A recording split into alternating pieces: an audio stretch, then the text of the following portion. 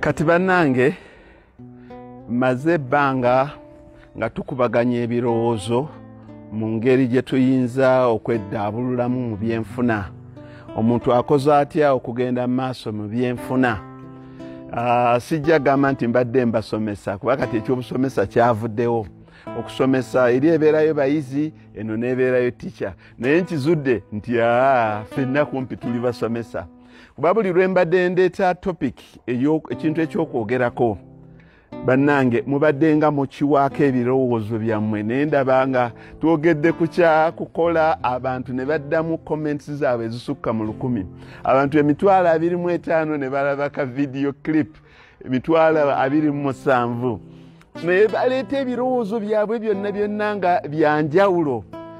Ekyo bannange era nkiddamu nti ekimpa amaanyi okwongera okubatangaazaako.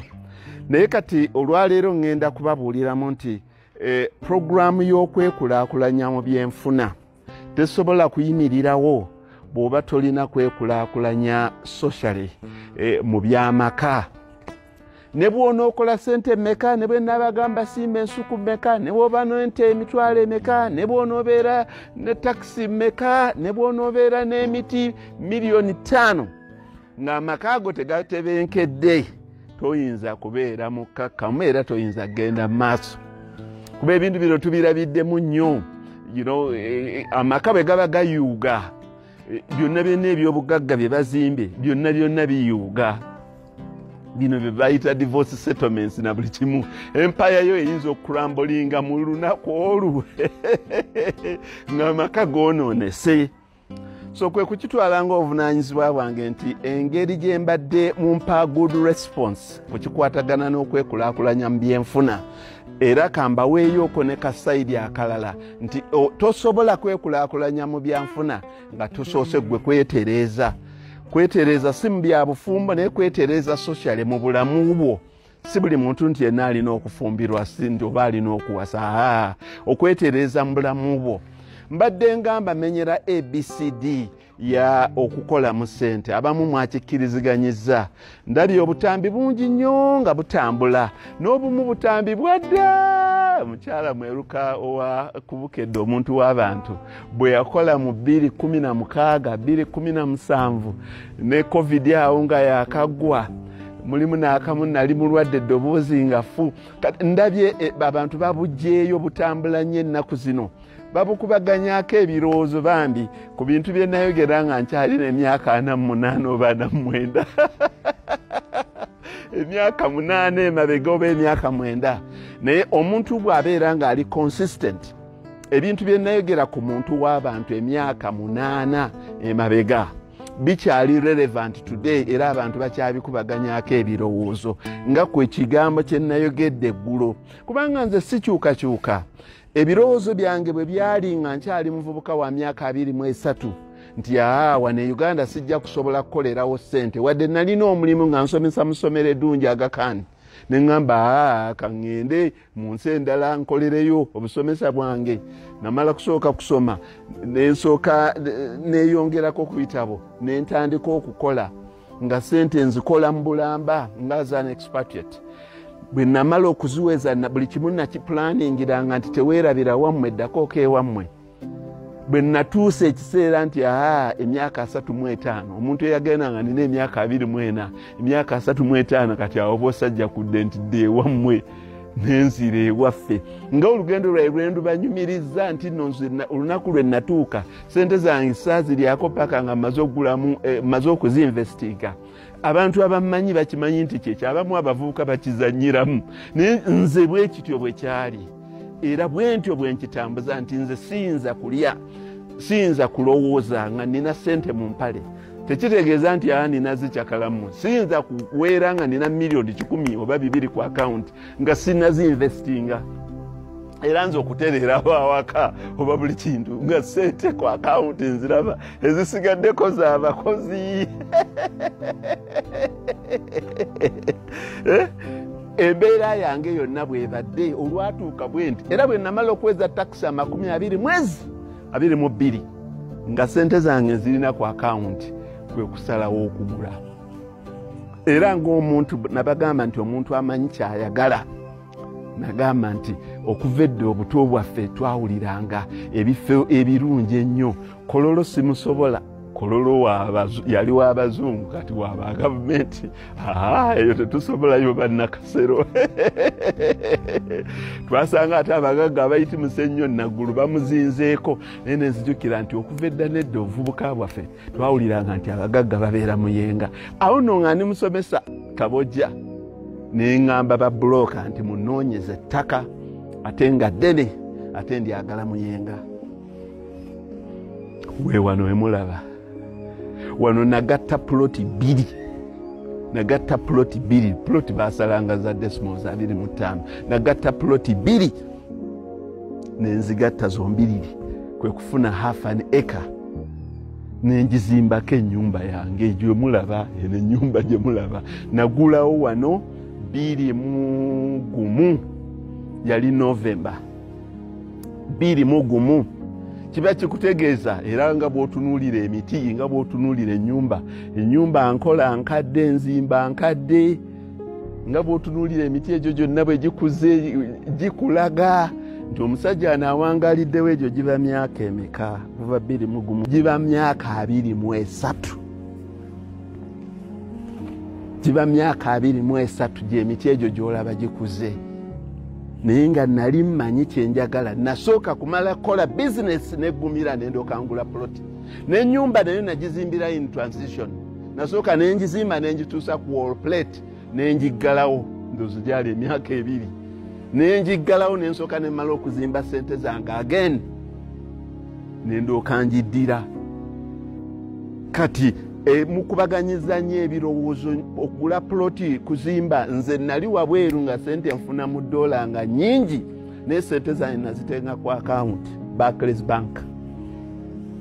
Nze tebanterekera sente ate mmanyi nti era sente zezikola sente. Saayagala kusooka ku investinga mu tulo. Tunuulira ennyumba nkadde, tunuulira compound nkadde. Abo ababadde beebuuza ono omusajja gwe twakalaba ennaku zino waliwo abendaba ekisajja kivudde wakiro. Baami temumanyi nti this man has old money. I can add on old real money. Ebintu byonna byolaba wano old money. Old money. Omuntu eyagula Muyenga emyaka 20 mu something. Omuntu eyali omusomesa ng'akyasomesa n'agula. Sagula nga ndi headmaster oba principal. Nagula nkyasomesa economics Kabojja secondary school when nagulira wano e Muyenga. Era kuva dda nga bwe mbagambye. Era bwe natuuka okwagala nenziweza nenkola nenziweza. Era bwe natuuka nti kati njagalayo maka ga 2 agaliraanye relaxation. Kuva abasiraamu mutumanyi tubeerayo ne Makka ne Madina. Makka ne Mukarram, Madina tiri Munawwal.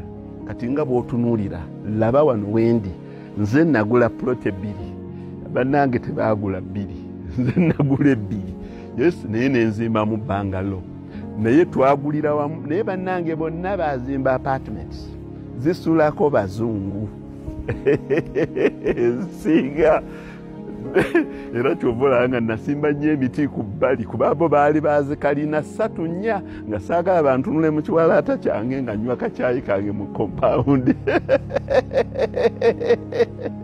So we bagamba nti kunze housing rental sikitegeera nali sijerega eyo principle ebeera ya muntu.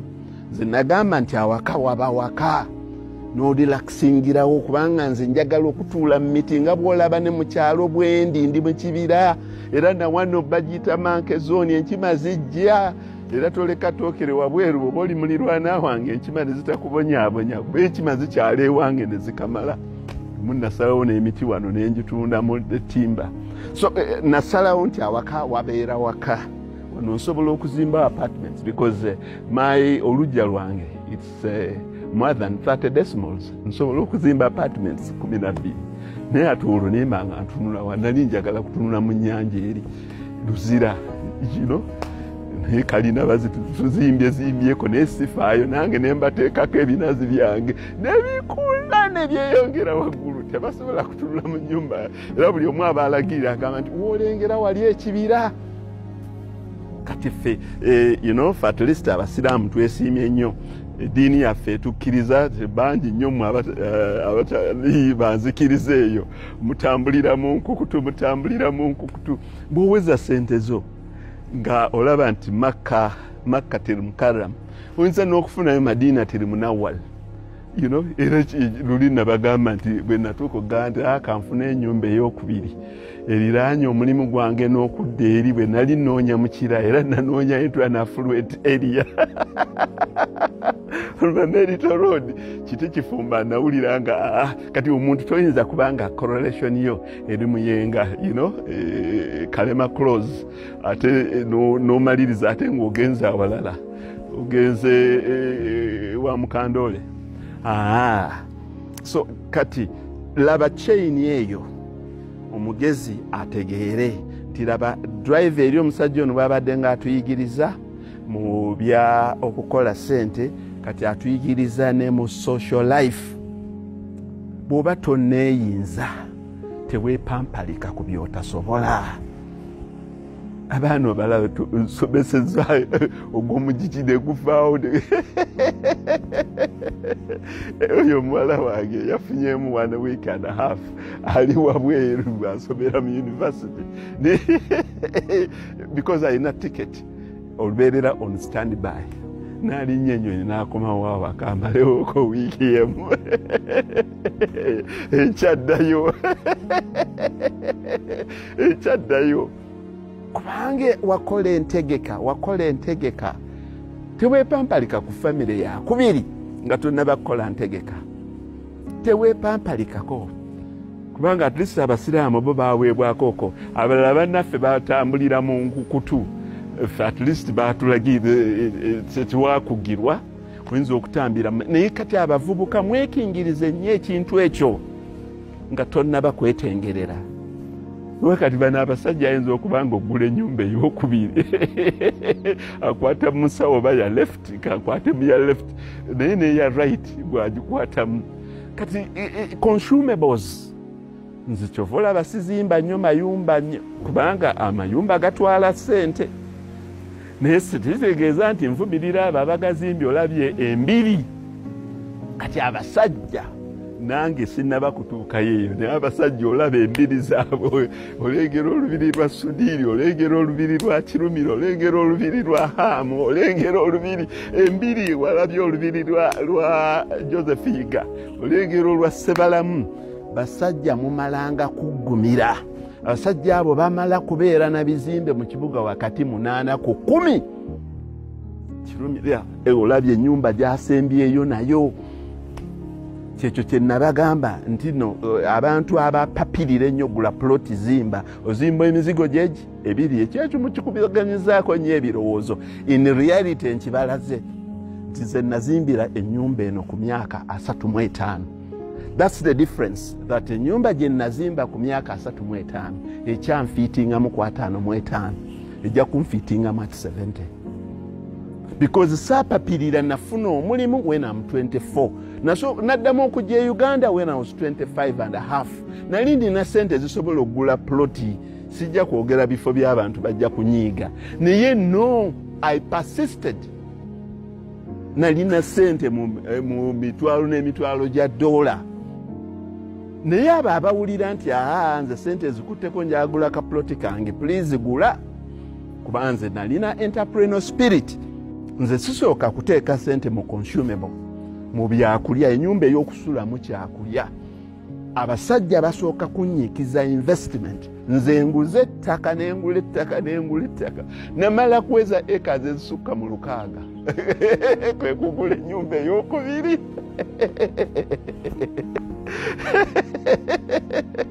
nga nkoze investments ziggumidde ennyumba ey'okubiri ekutakulako butakuzi kantu katono kubanga kugula simu nti baleseeyo iPhone 14 ti kanve ku Samsung kangende ku iPhone 15 nga tekukala bw'osooka investment I don't mean abantu tebasaanye kuzimba we basula bw'obanga owulira nga ebirooto byo biri ku nyumba emmotoka eya 4 wheel abo tubayita batya 1 2 3 4 one wife 2 vehicles 3-bedroom house 4-wheel 1 2 3 4 ebeera 4-wheel drive ng'obulamu bwe buweddeyo investment pension nja kumufuna abo babeereyo pensioni wange gyali nkoledde gavumenti emyaka mingi abo babeereyo naye nze entrepreneurship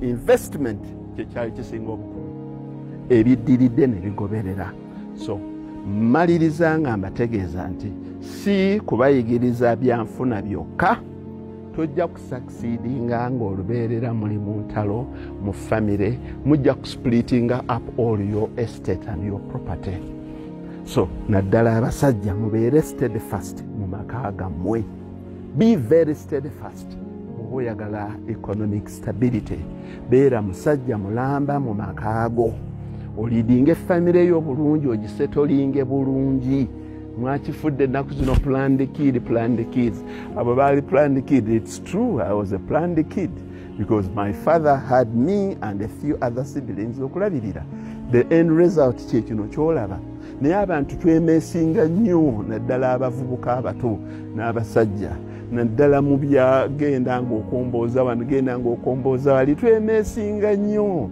tolina sente zoyinza kuba ng'ofuna ng'okyali muvubuka muto ng'amakuba agazisaasaanya mangi n'oziweza first of all ebintu ebyo kyebisooka okutwalako is time nze neeberera ku faamu yange nenyumirwa obulamu nebikola ebintu byange nensolidifyinga investment zange ng'abantu abalala balowooleza mu kupakuka genda ku kino genda ku kiri genda ku kino genda ku kiri on top of taking your money so abavubuka ku kimu kyembakuutira mukyakale n'obuvunaanyizibwa ne mubeere ne good social etiquette ebatereeza nti kino ekintu tekintwala mu maaso kino kintwala mu maaso kyekyo